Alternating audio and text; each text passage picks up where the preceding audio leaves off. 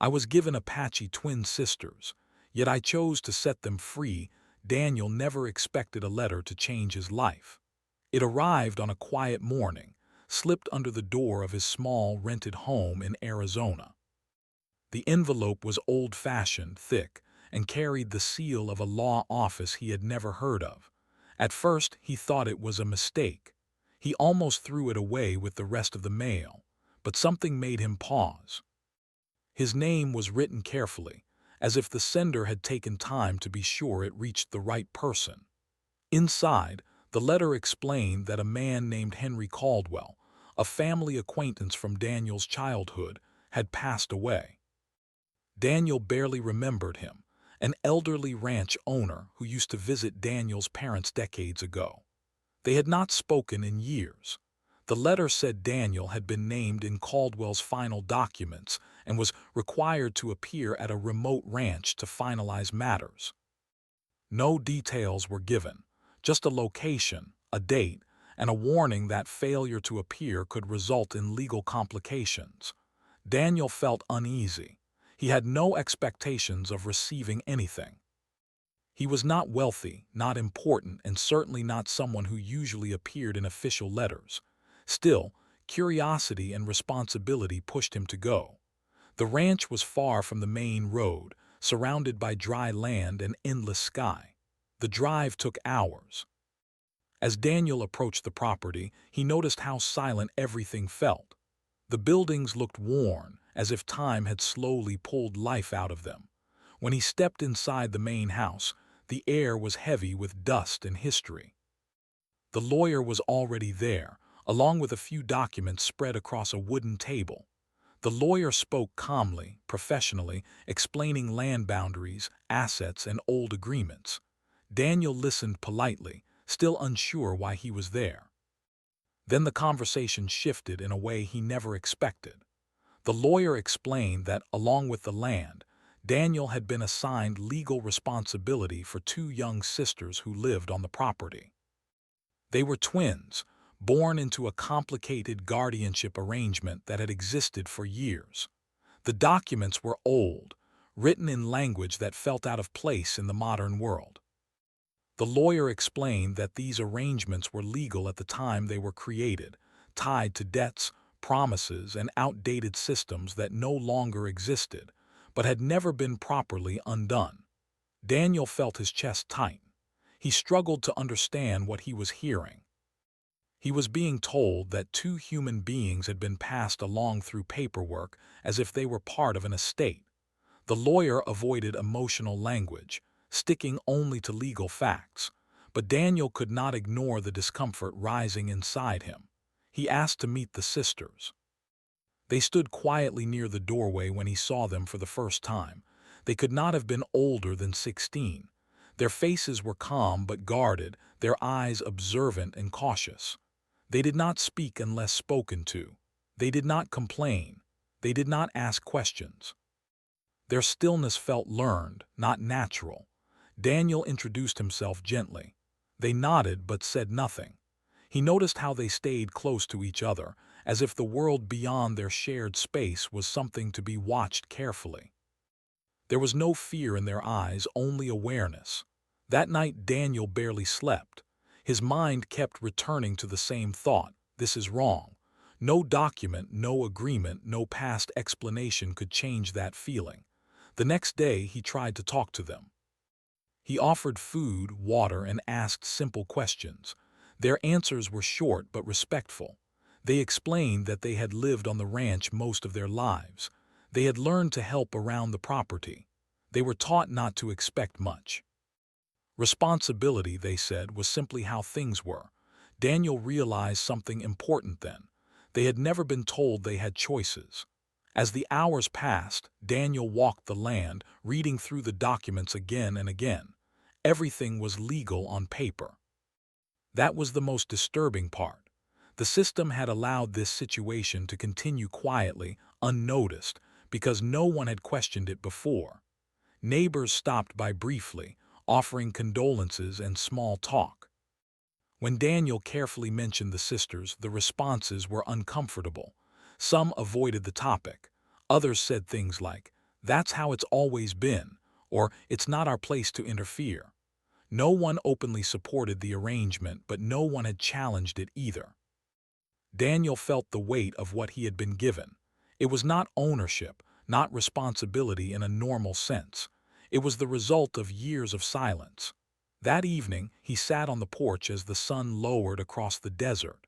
The twins sat nearby, quietly sharing food. They did not look unhappy, but they did not look free either.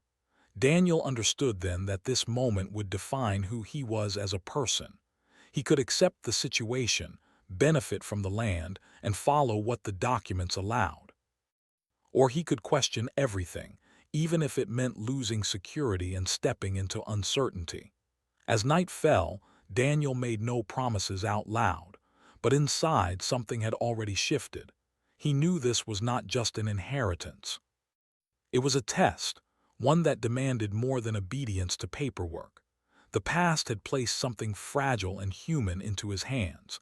What he chose to do next would echo far beyond the walls of that old ranch. And this was only the beginning. Daniel stayed at the ranch longer than he had planned. At first, he told himself it was only to understand the situation better. But deep down, he knew he could not leave without knowing what would happen to the twins. Every morning he woke before sunrise, listening to the quiet sounds of the land. The silence felt heavier now, as if it carried questions that had been ignored for years. The twins followed a strict routine. They woke early, cleaned the house, prepared simple meals, and worked outside until the sun grew harsh. They never complained. They never rested unless told to. Daniel noticed this quickly.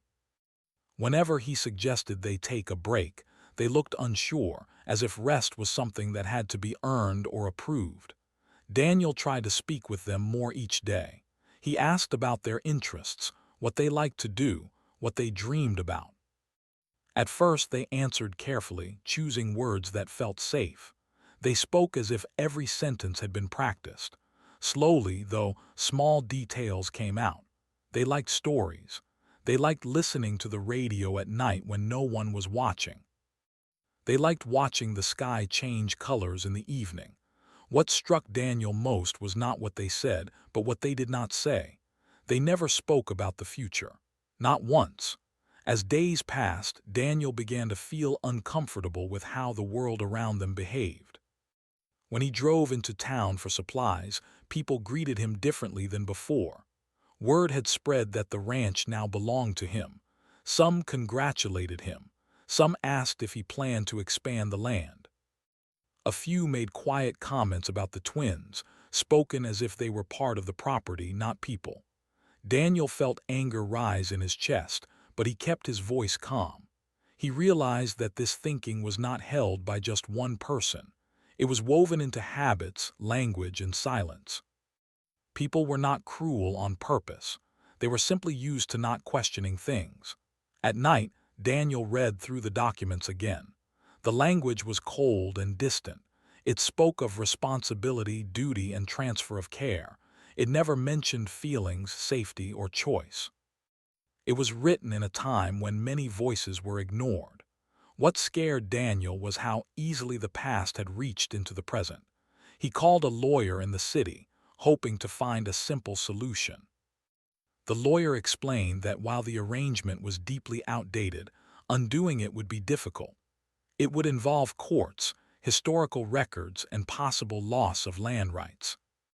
The lawyer warned him that challenging the documents could cost time and money, with no guarantee of success.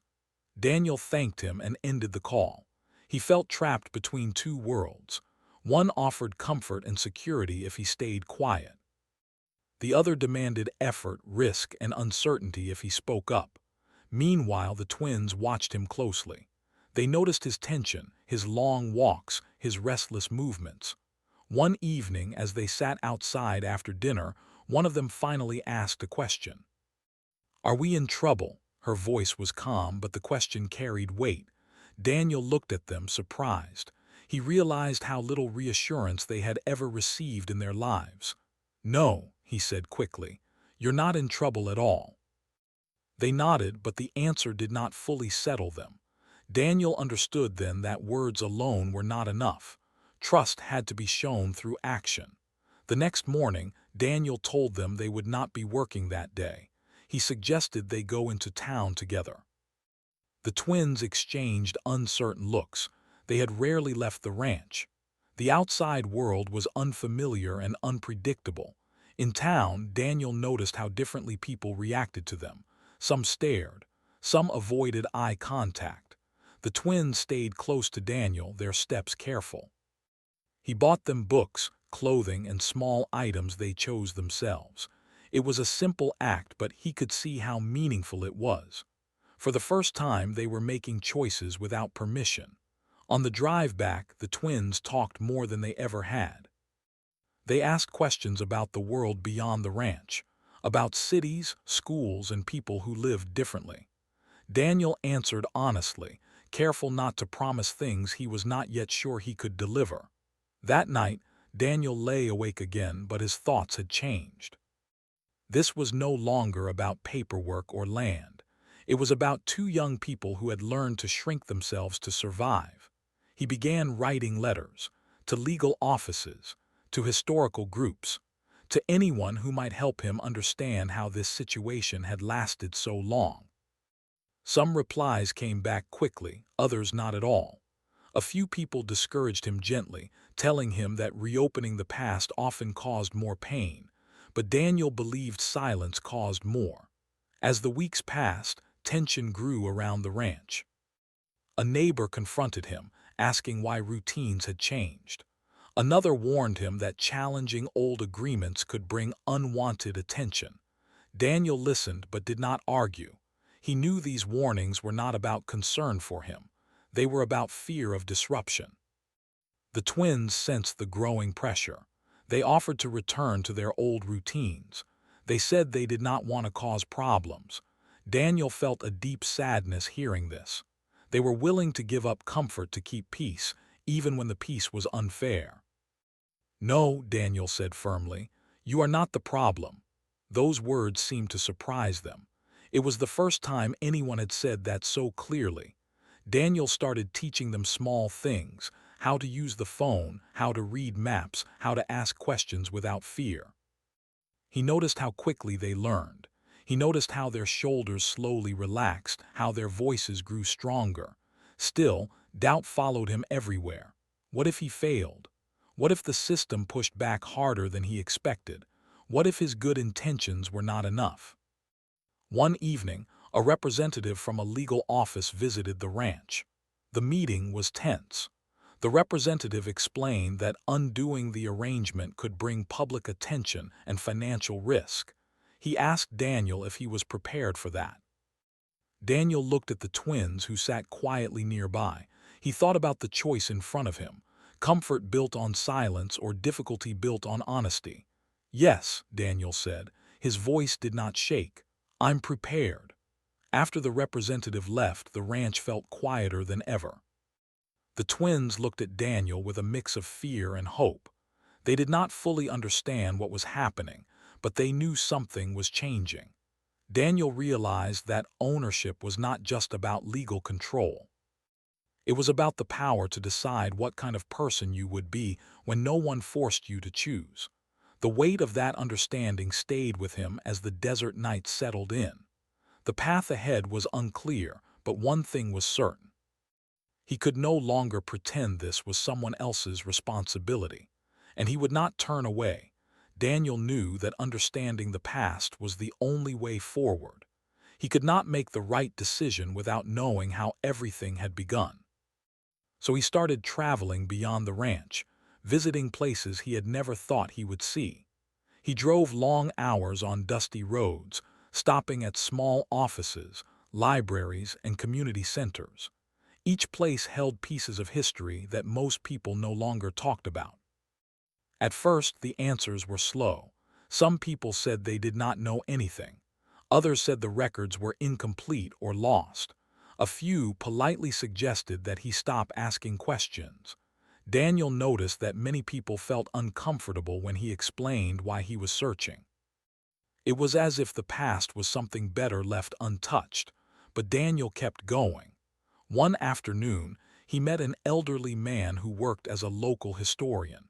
The man listened quietly as Daniel explained the situation.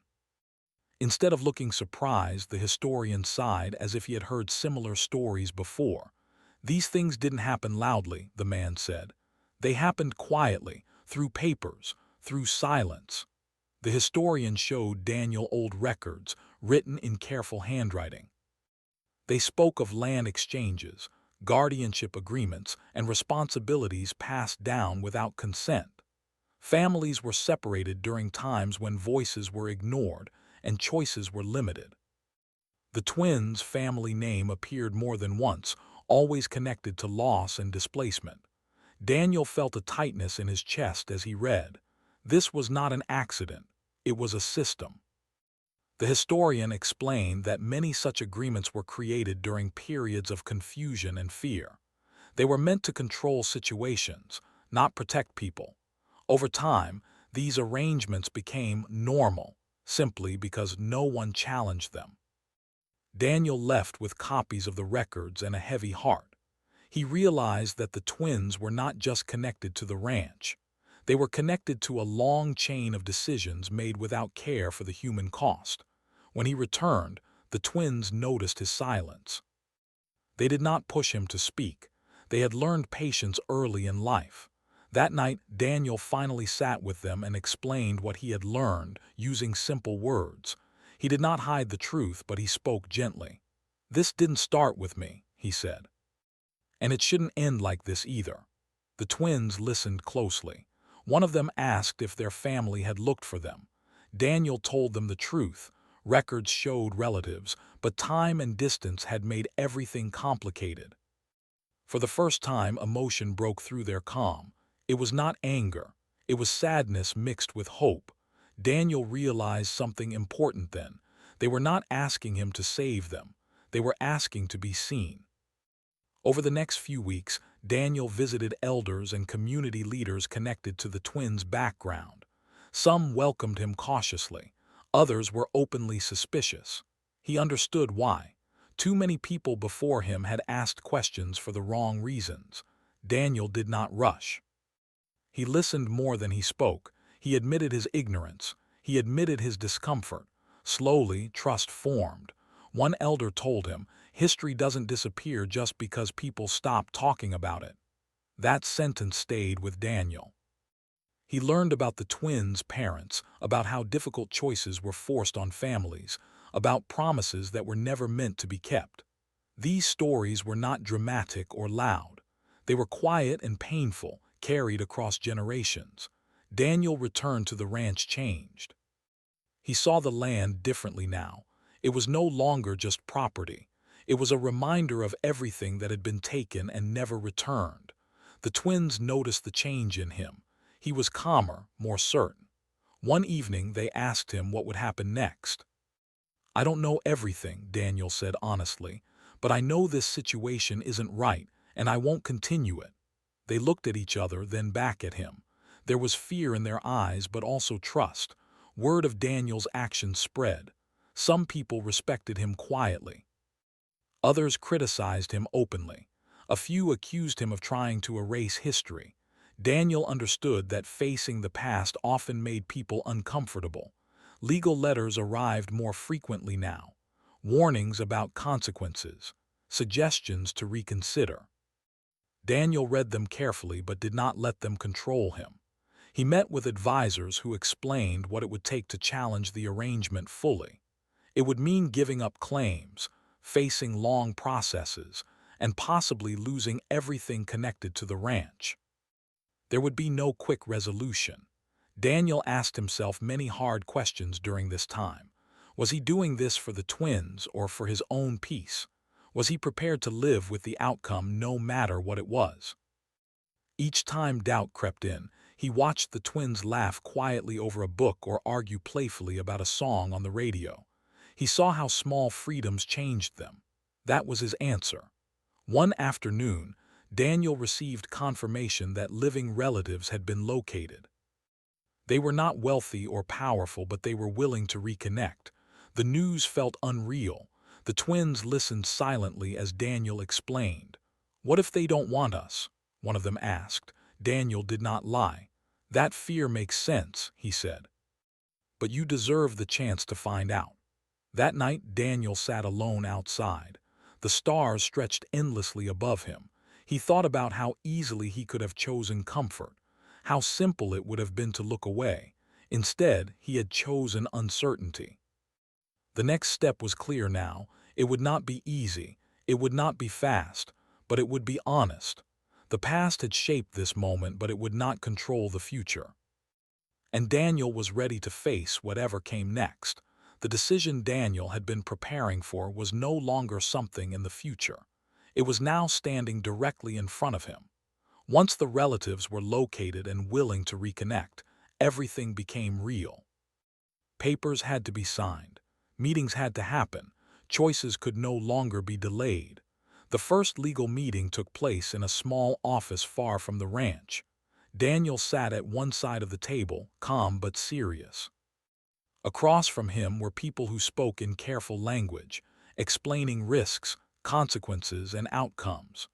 They reminded him that once he stepped forward, there would be no easy way back.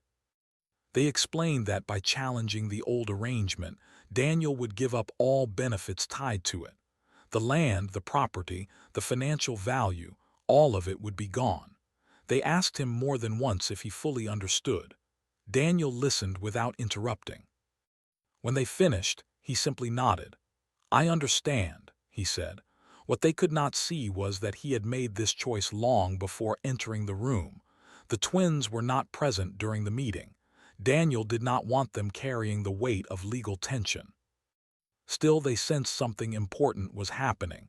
They watched him closely when he returned. He did not smile right away. He sat with them and explained that things were moving forward. "This means change," he said. "Some of it may feel scary." They listened quietly. One of them asked if they would have to leave the ranch soon. "Yes," Daniel answered gently, "but not alone, and not without support." That night, none of them slept much. The house felt different, as if it already knew what was coming. Daniel walked through each room slowly, remembering his first arrival. Back then, the place had felt heavy with confusion. Now, it felt like a chapter coming to a close. In the days that followed, reactions came from every direction. Some neighbors stopped speaking to him entirely. Others expressed concern in polite but distant ways. A few openly criticized his decision, saying he was throwing away opportunity. Daniel did not argue. He had learned that some people feared change more than injustice. The legal process moved slowly. Documents were reviewed. Old records were examined again. Every step required patience. At times, Daniel felt exhausted, but whenever he doubted himself, he reminded himself why he had started. The twins, meanwhile, were preparing in their own way. They packed small bags, choosing carefully what to bring. They asked questions about where they were going, what life might be like, and what would happen if things did not work out. Daniel answered honestly, without promises he could not keep. "There will be help," he said. "And choices. You will not be alone." That word, choices, meant more to them than anything else. One afternoon, the day finally came to complete the final steps. Daniel signed the papers that released him from all claims connected to the old agreement. His hand did not shake, but his chest felt tight. With each signature, something was ending. There was no applause, no recognition, just quiet acceptance. When it was over, Daniel stepped outside and breathed deeply. He felt lighter, even though he now owned far less than before. The journey to reunite the twins with their relatives was long. Daniel drove them himself. The road stretched across wide land, changing slowly as they traveled. The twins watched the scenery pass, sometimes speaking, sometimes lost in thought. When they arrived, the meeting was careful and emotional. Words were slow at first. Everyone carried years of uncertainty, but there was kindness, there was effort, there was willingness to rebuild. Daniel stayed nearby but did not interfere. This was not his moment to control. It was his moment to step back. Later that evening, one of the twins came to him. "Thank you for not deciding for us," she said. Those words stayed with him. The following days were filled with adjustment. Daniel helped with arrangements, paperwork, and planning. He made sure support systems were in place. He did not disappear suddenly. He stayed until he knew they were safe and supported. Saying goodbye was not dramatic. There were no speeches, just quiet understanding. The twins hugged him, something they had never done before. "Come visit," one of them said. "I will," Daniel replied, and he meant it. When Daniel returned to the ranch for the last time, it felt empty in a new way, not lonely but finished. He packed what little belonged to him. He left the keys on the table. As he drove away, the sun dipped low, painting the land in warm light. He felt sadness but no regret. He had chosen the harder path, and it had cost him comfort, security, and approval, but it had given something back that no document could offer: peace. What remained was not ownership, but understanding. And that, Daniel knew, was enough. Life did not suddenly become easy for Daniel after everything was finished. In many ways, it became quieter and more uncertain. Without the ranch and the security tied to it, he had to rebuild from the beginning. He moved into a small place on the edge of a town where no one knew his past. The days felt slower there, and the nights were long, but the silence was different from before. It no longer felt heavy. It felt honest. Daniel found simple work. Nothing impressive, nothing permanent at first. Some days were physically tiring, others mentally draining. There were moments when doubt returned, especially when money was tight or when the future felt unclear.